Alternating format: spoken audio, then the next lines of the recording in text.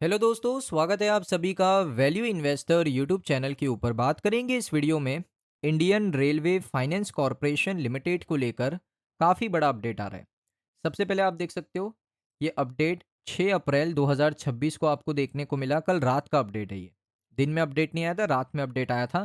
तो ये अपडेट में क्या है कि आईआरएफसी ने ऑफिशियली अनाउंस कर दिया। ये देख सकते हो, IRFC open financial year with 1000 crore disbursal to Mahajan को। अब सबसे इंपॉर्टेंट चीज़ क्या है कि नया फाइनेंशियल ईयर शुरू हो चुका है, जिसको हम कहते हैं फाइनेंशियल ईयर 27। क्योंकि जो पुराना फाइनेंशियल ईयर था वो मार्च 31 को ख़त्म हो गया।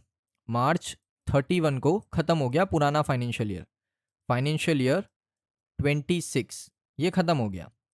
नया फाइनेंशियल ईयर 27 ओपन हो चुका है, जिसमें आईआरएफसी ने सबसे पहले 1000 करोड़ रुपए सैंक्शन नहीं किए, डिसबर्स कर दिए। डिसबर्स का मतलब होता है कि जो लोन का पैसा है वो जो बोरोवर है, जैसे बोरोवर कौन है, महाजन को, इनके बैंक अकाउंट में ट्रांसफर हो चुका है। जो पैसा है लोन का इनके बैंक अकाउंट में ट्रांसफर हो चुका है। अब दोस्तों, महाजन को है कौन, तो मैं आपको बता दूं। आप देख सकते हो आईआरएफसी यहाँ पर सबसे इंपॉर्टेंट चीज़ क्या है कि एक नवरत्न सीपीएससी है, जो कि मिनिस्ट्री ऑफ रेलवे के अंडर आता है। इन्होंने अनाउंस किया कि हमने सैंक्शन किया सबसे पहले, उसके बाद डिसबर्स किया 1000 करोड़ का टर्म लोन। और ये टर्म लोन है, 1000 करोड़ का टर्म लोन है to Maharashtra state power generation company limited, जिसको हम कहते हैं महाजन को। महाराष्ट्र की state power generation company limited. ये डेवलपमेंट आया दोस्तों, 12,842 करोड़ रुपए का अग्रीमेंट हुआ था हिंदुस्तान यूरवर्क रसायन लिमिटेड के साथ। उसके बाद दोस्तों ये डील की बात शुरू हुई कि महाजैनको को भी पैसे की ज़रूरत है। अब महाजैनको कोई रेलवे सेक्टर की कंपनी नहीं है, कोई पीएसयू कंपनी नहीं है, कोई सरकारी ऐसी कंपनी नहीं है जो पीएसयू कंपनी के अंडर आती हो, जो मिनिस्ट्री ऑफ रेलवे के अंडर आती हो। ये दोस्तों एक रेलवे लिंकेज कंपनी है। आपको मैंने बताया था ना, फॉरवर्ड बैकवर्ड लिंकेज कंपनी जो रेलवे से लिंक करती है। तो महाजन को क्या है, महाजन को एक पावर सेक्टर की कंपनी है, जो कि एक स्टेट कंपनी है, सरकार की कंपनी है, लेकिन ये मिनिस्ट्री ऑफ रेलवे के अंडर नहीं आती है। ये रेलवे से लिंक जरूर करती है। लिंक कैसा करती है, ये रेलवे को पावर सप्लाई करती है, तो ये रेलवे से लिंक करती है। तो इस वजह से इन्होंने यहाँ पर क्या किया, आईआरएफसी से 1000 करोड़ का टर्म लोन यहाँ पर ले लिया। अब दोस्तों, इससे आईआरएफसी को क्या बेनिफिट होगा, आईआरएफसी को क्या बेनिफिट होगा दोस्तों, मैं आपको बताता हूँ। लेकिन उससे पहले आप देख सकते हो यहाँ पर जो मनोज कुमार दुबे हैं, उन्होंने क्या कहा इस पूरी चीज़ के ऊपर। आप देखिए, उन्होंने कहा कि एक वंडरफुल शुरुआत हुई है हमारे नए फाइनेंशियल ईयर की, और हमारा जो पहला डिसबर्समेंट है वो हमने एक ट्रस्टेड बिजनेस पार्टनर को दिया है। ये एक सिर्फ ट्रांजेक्शन नहीं है, ये कॉन्फिडेंस हम लोग शो कर रहे हैं मार्केट के अंदर, और एक कमिटमेंट हम लोग बता रहे हैं। ये चेयरमैन और managing director of IRFC Manoj Kumar Dubey ने कहा। उसके बाद उन्होंने कहा कि मैं कॉन्ग्रेचुलेट करता हूं हमारी टीम को कि हमने इतना जल्दी अचीवमेंट कर लिया, और साथ ही साथ हम यहाँ पर इसको सस्टेन भी करने वाले हैं। तो आईआरएफसी ने ये साफ कर दिया है कि हम इसी तरीके से क्या करने वाले, रेलवे लिंकेज कंपनी को फंडिंग प्रोवाइड करने वाले। अब दोस्तों, इससे आईआरएफसी को क्या बेनिफिट मिलेगा वो देखिए। तो यहाँ पर आप देख सकते हो, ये दोस्तों एक इन्वेस्टर मीटिंग था, जिसमें आईआरएफसी के मैनेजमेंट से लोग सवाल पूछते हैं, एनालिस्ट सवाल पूछते हैं, और क्वालिटी सवाल होते हैं। ऐसा नहीं कि कुछ भी पूछ लिया, अच्छे सवाल होते हैं। इसमें आप देख सकते हो मनोज कुमार दुबे से एक इनका नाम है दीप वकील। इन्होंने सबसे पहले कहा कि सर, मैं बहुत समय से आईआरएफसी को ट्रैक कर रहा हूँ, कपल ऑफ क्वार्टर से, और मैं ये समझा हूँ कि जो कॉस्ट ऑफ फंड है आईआरएफसी का, कॉस्ट ऑफ फंडिंग का मतलब होता है कि आईआरएफसी मार्केट से जो पैसा अपने पास लेकर आता है, बोरो करके लेकर आता है, वो कितने परसेंट पे लेकर आता है। तो उन्होंने कहा कि जो मैं ट्रैक कर रहा हूँ, इतने समय से एनालिसिस कर रहा हूँ, उसमें मुझे ये चीज़ पता चली है कि हमारा जो कॉस्ट ऑफ फंड है वो सबसे कम है इंडस्ट्री के अंदर, विच इज़ अप्रॉक्सीमेटली 5%। सिर्फ 5% पे हम लोग पैसा उठाते हैं। यानी ये लोग अगर 1000 करोड़ भी उठा रहे हैं या 100 करोड़ भी उठा रहे हैं, तो सिर्फ 5% के रेट ऑफ इंटरेस्ट पे ये लोग पैसा मार्केट से बोरो कर रहे हैं, इससे ज़्यादा नहीं। उसके बाद उन्होंने कहा कि पहले क्या होता था, we used to make margin of 40 BPS on railway project.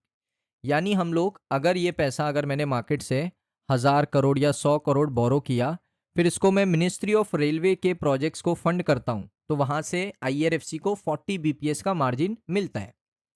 लेकिन अभी 100 बीपीएस पॉइंट का मार्जिन मिल रहा है। अब ये ऐसा क्यों हुआ? क्योंकि डाइवर्सिफिकेशन हो चुका है आईआरएफसी 2.0 का।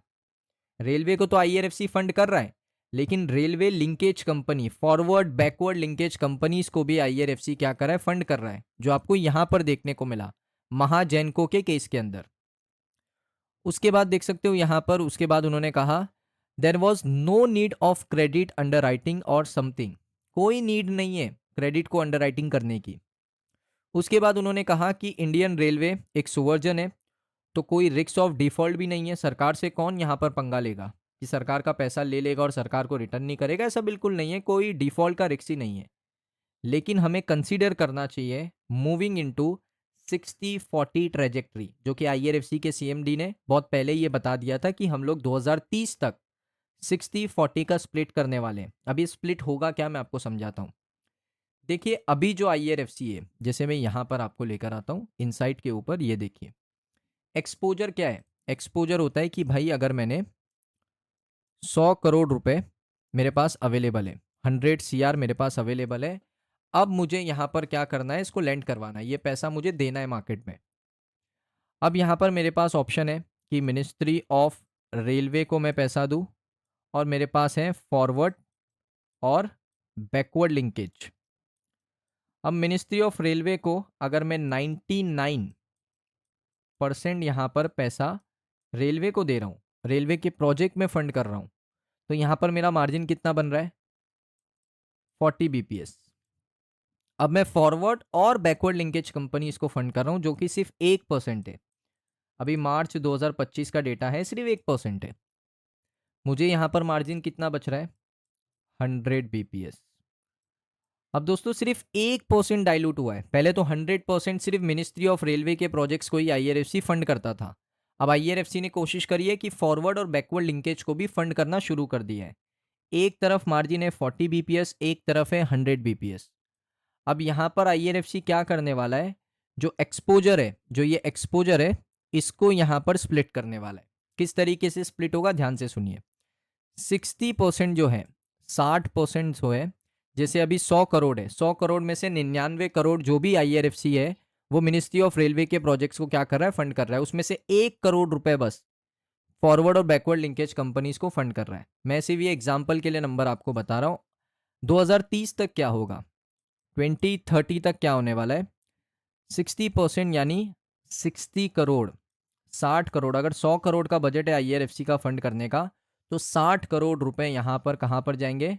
मिनिस्ट्री ऑफ रेलवे के पास जाएंगे। और 40 करोड़ रुपए किसके पास जाएंगे? क्योंकि 40% यहाँ पर फॉरवर्ड और बैकवर्ड लिंकेज को देने वाला आईआरएफसी 2030 तक, तो 40 करोड़ रुपए फॉरवर्ड और बैकवर्ड लिंकेज कंपनीज के पास जाएंगे। तो इससे डिफरेंस क्या होगा? जो ये 40 करोड़ है इस पे मार्जिन मिलेगा 100 बीपीएस का, और जो ये 60 करोड़ है इस पे मार्जिन मिलेगा सिर्फ 40 बीपीएस का।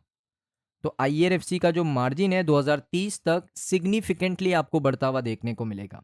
आई थिंक, मुझे लगता है जितना भी मैंने सारी चीज़ें आपको बताई है, आपको समझ में आ चुकी है कि किस तरीके से एक्सपोजर में बदलाव होने वाला है। 60-40 का स्प्लिट होने वाला है एक्सपोजर के अंदर।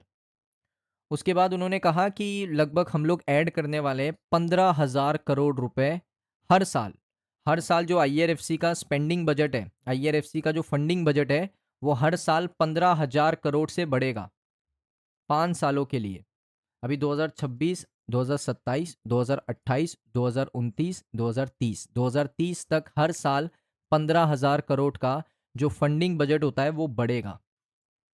तो आप कह सकते हो कि यहाँ से कंपनी की ग्रोथ आपको देखने को मिलेगी। अभी 1% ही एक्सपोजर को बढ़ाया है। पहले 100% सिर्फ मिनिस्ट्री ऑफ रेलवे को ही आईआरएफसी फंड करता था। अभी 1% बढ़ाने से क्या हुआ है? कंपनी का जो प्रॉफिट ग्रोथ रेशो है वो डबल डिजिट में आ चुका है। तो इस वजह से मुझे लगता है कि ये कंपनी की ग्रोथ आने वाले 5 सालों में बहुत ही बेटर आपको देखने को मिलेगी। सो दोस्तों, वीडियो काफ़ी लंबा हो गया। अगर आपको वीडियो अच्छा लगा, वीडियो को लाइक करें। चैनल पे पहली बार आए हो, सब्सक्राइब कर लो। मिलता हूँ नेक्स्ट वीडियो में।